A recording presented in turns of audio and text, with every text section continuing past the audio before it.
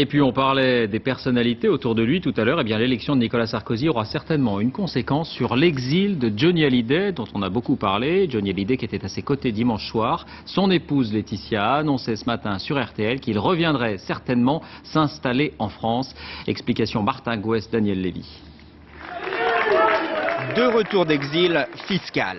Dès dimanche soir, Johnny Hallyday se montrait comme un des premiers supporters de Nicolas Sarkozy. Nicolas Sarkozy tiendra parole, j'en suis certain. J'en ai encore parlé avec lui tout à l'heure, il tiendra parole.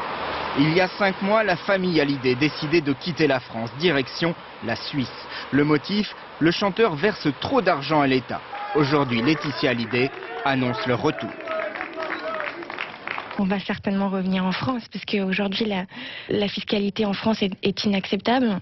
Travailler les 3/4 de l'année pour l'État, c'est pas possible.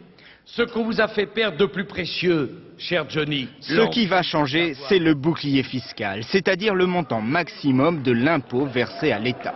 Il existe depuis le 1er janvier dernier, il est de 60% des revenus, s'y ajoutent les contributions sociales.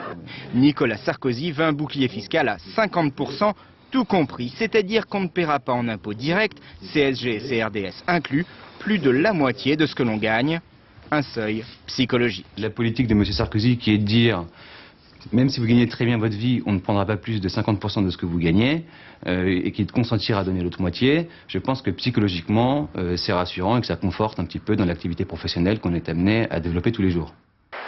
Dans le calendrier prévu par le prochain chef de l'État, le bouclier fiscal nouvelle version devrait passer devant le Parlement à l'automne et s'appliquer le 1er janvier 2008.